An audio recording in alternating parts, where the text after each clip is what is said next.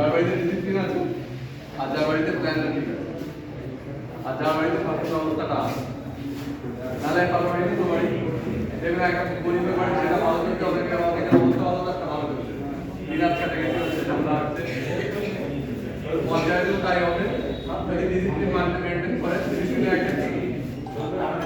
একটা যুক্তি সঙ্গত জিনিস মেনে নিতে হবে, আবেগের বাইরে যেতে হবে। আর আবেগটা কোথায় রাখতে হবে? প্ল্যান তৈরি আমাদের ঠিক উল্টো হয়ে যায়।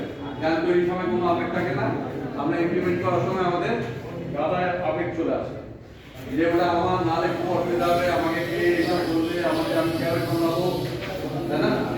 তাহলে আবেগ দিয়ে প্ল্যান করুন যে আমরা কোন দিকে যেতে চাইছি, আপনার কোন দিকে যেতে চাইছেন আপনারা ঠিক করবেন।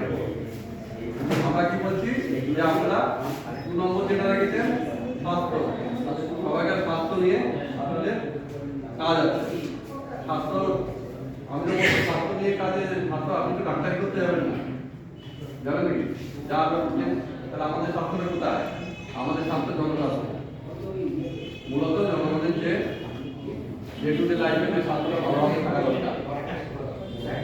ভালো আছে সবাই? বলুন তো, আপনি তো দেখতে পাচ্ছেন এখানে বাচ্চারা পড়াতে গেলে দেখা যায় মোবাইল ঘেটে ঘেটে ঘেটে ঘেটে মাথাটা ঘেটে দেয়, মায়েরাও যাচ্ছে, বাবারাও যাচ্ছে, নিজেদের নিজেদের ঘেটে বেঁধে যার থেকে আবার চেষ্টা করবে মোবাইল কম বাকি। স্বাস্থ্য প্রথম ডিসিপ্লিন আমাদের লাইফস্টাইলে কিন্তু আছে। আমাদের সেই আমরা আমাদের তো আজকের লোক না, আমরা কেউ আমাদের বাবা পূর্বপুরুষ সবাই আমরা একটা জানি কিভাবে কাজ করবো, তার আগে আমরা কিন্তু দ্রুত চেঞ্জ করে দিচ্ছি নিজের সুবিধা মতো, এবং অটোমেটিক সব থেকে চলে আসছে, তাই না? দেখবেন আপনার যিনি বাবা ছিলেন বা ঠাকুরদা যিনি ছিলেন অনেক শক্ত ছিলেন না, কারণ তাদের একটা ডিসিপ্লিন ছিল লাইফে। আমি প্রথমে ডিসিপ্লিনের কথা বলছিলাম, স্বাস্থ্য হলো ডিসিপ্লিন আর স্বাস্থ্য কিন্তু একসঙ্গে চলে ঠিকঠাক। যার ডিসিপ্লিন নেই তার স্বাস্থ্য, সেই জন্য পঞ্চায়েতের ভূমিকা হওয়া দরকার সেখানে। সেটা হচ্ছে যে আমাদের দৈনন্দিন যে সেই সমস্যা, যে আমরা মানসিকভাবে দেখবেন আমরা একা হয়ে যাচ্ছি, অনেকে বিপন্ন হয়ে যাচ্ছি, তাহলে সেইগুলো নিয়ে আমরা অ্যাওয়ারনেস প্রোগ্রাম করছি, আমরা খরচের দিকে সবাই তাকাচ্ছি। স্বাস্থ্যের মূল একটা জায়গা যে আমাদের বাচ্চাদের কে কে মায়েরা বাবারা মোবাইল দিয়ে দিচ্ছে বাচ্চাদের হাতে, আমরা করেছি যা পাওয়ার কথা না। 4 বছর 6 বছরের বাচ্চারা মোবাইল দিয়ে করছে, মাঠের ধারে সন্ধ্যাবেলায় ক্যাবিনের বেলায় খেলা হচ্ছে না, রাস্তার ধারে মোবাইলে থাকছে দেখছি।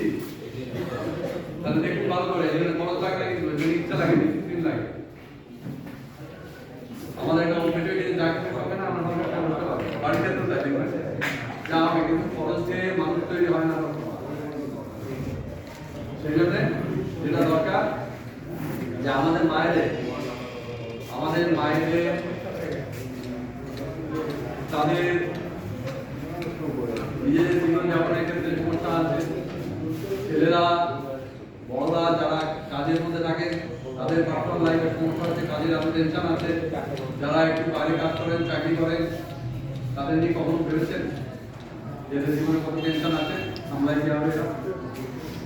আপনি বাড়ি সামলাতে গিয়ে আপনাদের সমস্যা হয়, বাইরে সামলাতে গিয়ে সমস্যা হয় না, তাহলে স্বাস্থ্য আমরা যেগুলো জানি যে চিকিৎসার জন্য প্রাথমিক, সেগুলো তো প্রাথমিক স্বাস্থ্য যে কেন্দ্রগুলো আছে সেখানে যদি কিছু কাজ করা যায় সেটা করুন।